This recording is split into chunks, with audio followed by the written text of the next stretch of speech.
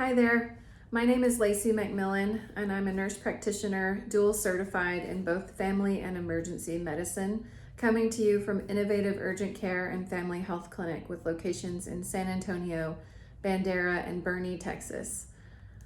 Our providers often prescribe medications such as testosterone, vitamin B12, or weight loss medication that necessitate you as the patient self-administering injections at home. And so the purpose of this video today is to give you some tips and techniques to ensure safe and effective administration of those medications.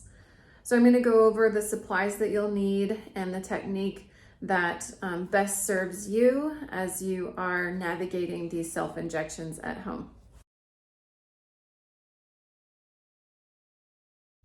So the first thing that you'll need to do is gather the supplies needed for injection. Here you can see that I have them placed on a surgical tray. Obviously, we don't expect that you'll have one of these in your home. So just be sure that whatever countertop you're placing your supplies on is clean. You will need alcohol prep pads. These are to clean the top of the medication vial and also the skin before injecting.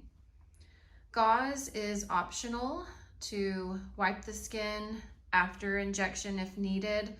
You can also use a cotton square or a cotton ball if you have that available. You'll need a syringe, a blunt tip needle to drop the medication, and another needle to administer the medication. And this is if this is an intramuscular method of injection.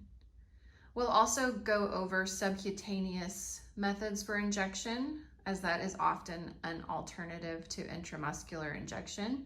And for that, you'll use a needle and syringe, as you see here, commonly used for medications like insulin. Obviously, you'll also need the vial of medication, which you're using. And Band-Aids are also optional for post-injection.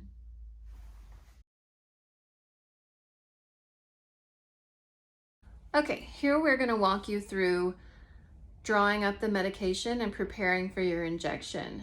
So our patient is going to take his vial of medication. He's going to get an alcohol prep pad and clean the top of the vial. If your vial has not yet been opened, likely it just has a cap on the top that you just pop off with your thumb. It's super easy. And then you'll clean that top of the vial to ensure as low a risk of infection as possible. Next, he's going to get his 3 ml syringe and open the package. And to draw up the medication, he's going to attach the blunt tip needle. This is a larger needle, which makes it easier to draw up the medication. And testosterone can be quite thick in nature, so a blunt tip comes in handy for testosterone. Today we're going to use 1/2 ml dose. And so he has punctured the vial, and then he's going to turn it over and draw back 1/2 ml, and that's just to the 1/2 marker. Then he's going to take that out and carefully recap the needle, ensuring not to stick yourself, and then take off the blunt needle. If you have a sharps container, this is where you would dispose of the needle. Now he's going to open the other needle, which most of the time we prescribe a 22 gauge 1 to 1.5 inch needle. And that is what he will be using to puncture the skin for the injection. We're also going to go over how to draw up with a subcutaneous needle, like an insulin syringe. So it's going to look a little different. It's usually a skinnier syringe. So again, you're going to take an alcohol prep pad and clean the top of the vial before each use.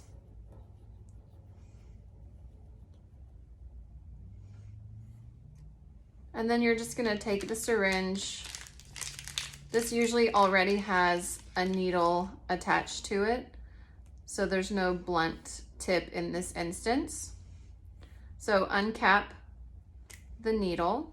As you can see, it's much smaller, but you'll draw it up the same way. And so a 1/2 ml dose for this will be to the 50 unit marker.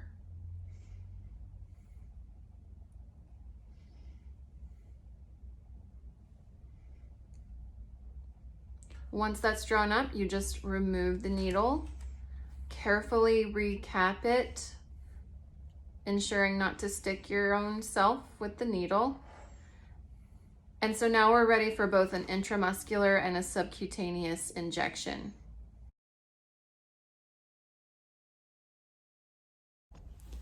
So now our patient is ready for an intramuscular injection.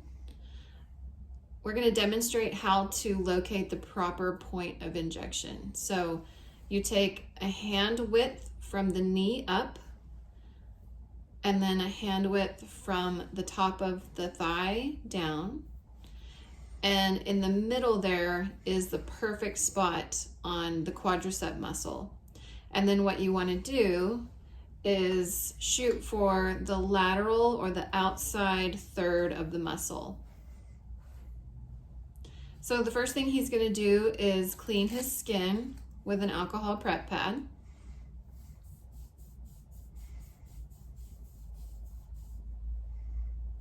Then he's going to take his medication that's already been drawn up, uncap the needle.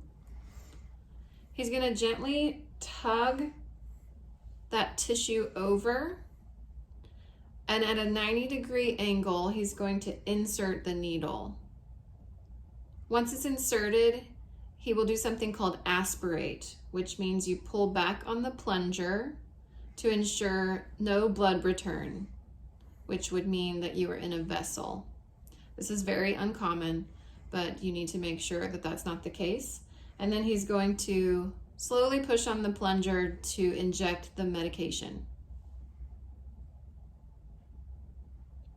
Once it's in, he will release the tissue that he's holding back and pull out the needle. Place it in a safe spot so that you don't stick yourself. And then with your gauze or your cotton pad or your cotton ball, just hold some light pressure. If you're bleeding, definitely apply a Band-Aid. If not, and there's no drainage, you can definitely leave it open to air. And that is the intramuscular injection technique. The quadricep muscle is probably the easiest to access on yourself. You can also use the gluteal muscle, which is otherwise known as the buttock or the hip area, but that can be quite difficult to self-administer. We're also going to demonstrate a subcutaneous injection as well. And subcutaneous just means into the fatty layer of tissue between the skin and the muscle. Most commonly, we use the abdomen for this. And so here you can see our patient has his abdomen exposed. He's going to start by, again, cleaning the skin with an alcohol prep pad.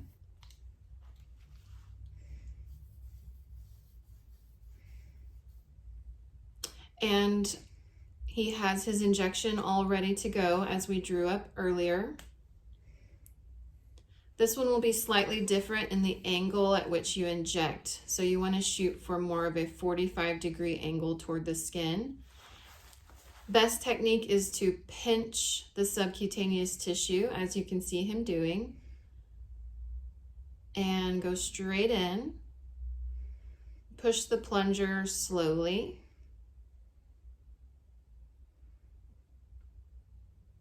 Once it's all in, he can pull out the needle and release the tissue he has pinched. If you have a gauze or cotton pad or cotton ball, you can gently pat away any drainage. You can apply a Band-Aid if needed as well. And that is as easy as it gets. That is the subcutaneous injection.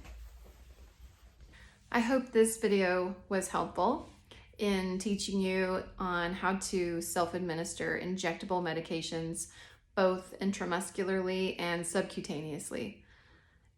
If you need further assistance, please don't hesitate to call the office, or you can even come into one of our locations and one of our skilled medical assistants can walk you through the entire injection process. And if for whatever reason you just can't bring yourself to do it, we understand. Don't hesitate to come into the clinic and we'll be happy to administer the injection for you at whatever frequency it is prescribed. We're so happy to have you as one of our patients. And if you're watching this and you're not yet one of our patients, we'll be happy to have you as well. If you need anything additional, like I said, please call our office. Our main number is 210-455-6253. Thank you so much for watching.